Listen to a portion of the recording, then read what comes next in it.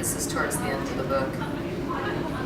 Neil picks me up from the airport, and together we drove to the hospital, and we sat for a moment in the parked car, and we talked. I can't leave again. I'm gonna have to cancel the whole European tour, I said, staring out of the windshield onto the gray wall of the hospital garage. And the Australian tour, and the New Zealand tour. I can't go now while he goes through this. My mind started to race. It's already on sale, Neil. Thousands of tickets have sold. Jesus, I think it's gonna be so fucked. I mean, the fans are gonna get it, but it's gonna lose tons of money if I reschedule. And I won't be earning anything, and the band, I'm gonna need to give them money to bridge the gap, and they're all gonna be out of work on 3 months' notice, and I'm gonna need to pay them, and darling, slow down. First of all, don't worry about the money, Neil said. I'm not worried about the money, I said. You'll help cover it, right? Of course I will, but wait, hold on. You looked skeptical. You mean you're fine just letting me help? Yes, honey, I'm more than fine. This isn't like last year when I hit the black spot. This is easy. Why is this easy? He asked. It's impossibly easy, I said. It's Anthony.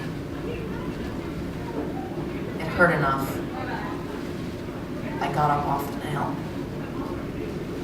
The second time I saw Anthony cry was about 10 years after I gave him the letter about Laura. He needed chemo, they said, 36 trips to the hospital, and he couldn't get there and back himself because the side effects made him too tired to drive. His friends scrambled into action, and a carpool was organized.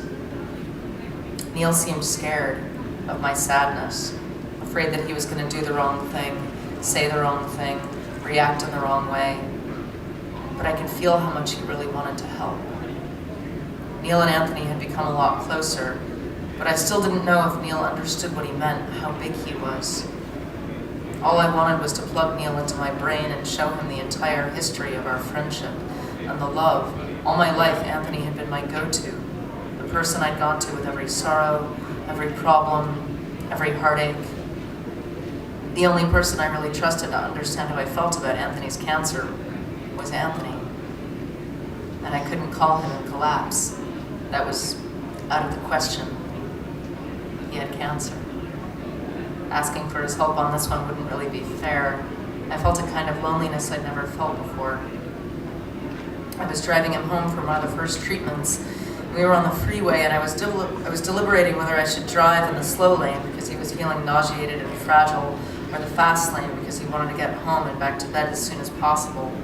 It had been a relatively normal drive for the first 10 minutes.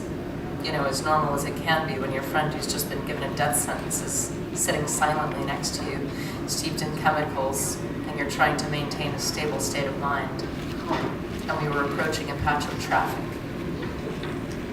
Get off, he said. You want me to exit here? I mean, I can, but get off. Get off. And he tried to grab the steering wheel and pull the car over to the right. Hey, I snapped, watch it, seriously, don't kill us. And then he hit the glove compartment really hard. I don't want to go through this, Amanda. And his voice choked, and his fist hit the glove compartment again, and again, and again. I don't want to go through this. I felt my eyes sting and took a giant breath.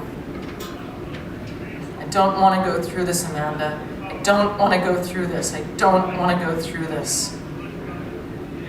He hit the dashboard so hard that it frightened me. And he started to cry. He wiped his eyes and sounded so weak and so tired. I don't want to go through this, Amanda. I breathed in and out. I put my hand in his and kept my eyes on the road. I know. I know. There was nothing else to say. I didn't want to see him like this. I didn't want to fuck up. I didn't want to say the wrong thing. And I felt dark and selfish because I didn't want him to be sick and I didn't want him to fall apart. I wanted him to take hold of me and help me, because he always had. But this was it. He was breaking down in front of me, which I realized was the ultimate act of trust and love.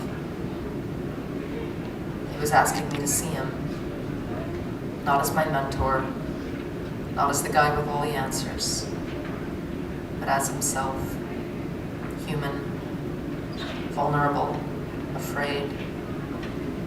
He'd been taking care of me all my life. It was my turn.